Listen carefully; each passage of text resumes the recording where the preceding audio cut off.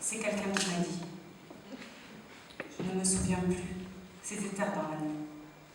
J'entends encore sa voix, mais je ne vois plus ses traits. Il a fait ses secrets. Ne le dites pas que je vous l'ai dit. Monsieur le Président, Mesdames, Messieurs les membres de la Cour, Mesdames, Messieurs,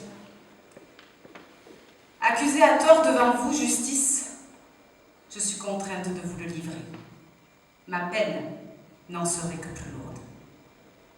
Mais vous en conviendrez, dénoncer une personne n'a rien de louable, surtout si le but est de se dédouaner. Dénoncer est un bien trop joli mot.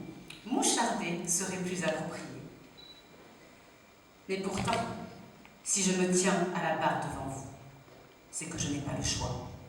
Je le balance ou je ne préfère pas y penser. Mais je me questionne.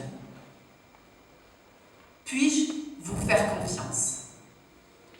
Serais-je blanchi de toute présomption, affranchi de toute peine? Bernard Weber écrit « La justice est une illusion ». Dois-je le croire?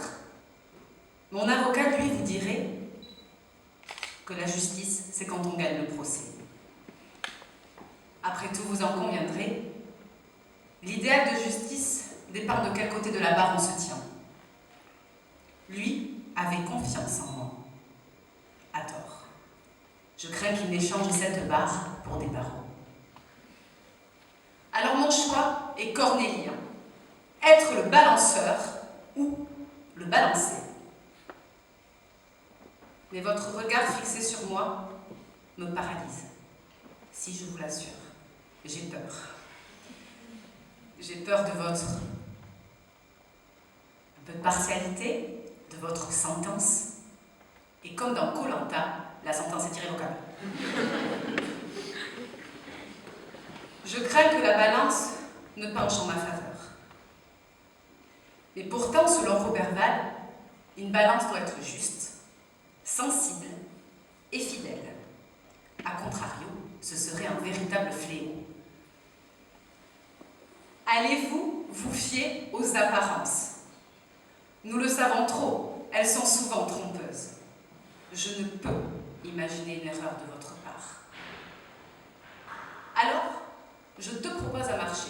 Oui, j'ai décidé de te tutoyer, au vu de notre relation privilégiée. Après tout, une phase de conciliation est avant tout envisagée avant un jugement. Alors pourquoi ne pas trouver le juste équilibre, le juste milieu, entre nos intérêts respectifs? Mais toi, Thémis, déesse de la justice, de la loi, de l'équité, vas-tu vouloir transiger avec moi?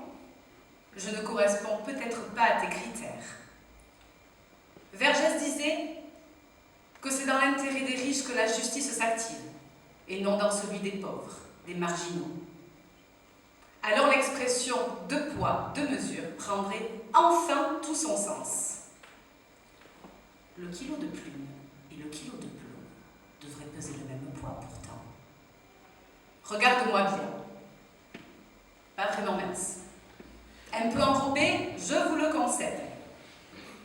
Toutefois, non moins légère qu'une plume à la pesée. Et si l'on en croit les dieux égyptiens, mon âme ne mérite pas la clémence. Et pour couronner le tout, mon portefeuille ne pèse pas bien lourd. Pas un centime en poche, l'idée de négociation semble s'envoler. Je me console. Je me console en me rappelant que la justice est aussi faite pour les plus faibles. Heureusement, l'aide juridictionnelle existe. Mais imaginez l'avenir si elle venait à disparaître. Enrobée et fauchée, me voilà condamnée. Alors même si entre vous deux mon cœur balance, une seule issue s'offre à moi, balancer. Mais ne nous le cachons pas, les sanctions sont lourdes pour nous les balances. Pour les délits, régime sec, dit Weight Watcher. Condamné à peser tous les aliments pendant 10 longues années. Requalification en crime, régime hyperprotéiné, dit Duquin. Zéro féculent, zéro sucre, que des protéines. Voilà comment ma détox commence. Sans oublier les circonstances aggravantes. Condamné à pratiquer 30 minutes de sport par jour. Bienvenue à Cayenne. Bref, le verdict sera manger, bouger, c'est la santé. Et si je ne voulais pas maigrir? Et si je ne voulais pas passer à table? Finalement, je suis indispensable, tel un vilebrequin lors de sa percée. Vous ne pouvez rendre la justice sans moi. Je suis l'instrument d'une justice bien rendue. Sans moi, aucune conciliation n'est possible. Et tu ne pourras pas prendre la mesure de chaque argument pour parvenir à une décision équilibrée. Certes, je suis une balance, mais sans balance, nombre de coupables seraient en liberté. Admets-le, je sers tes intérêts dans ta quête d'équité. Et grâce à mon action, tu sais de quel côté te placer. Comment te faire confiance alors que tu as pour symbole la balance? En fait, je n'ai pas vraiment le choix. Le contraire aurait de plus lourdes conséquences sur moi. C'est justement parce que tu as pour symbole la balance que je peux te faire confiance. Car sans elle, nombreuses injustices seraient commises. Alors justice, arme-toi de ta balance, habille-toi de ton bandeau.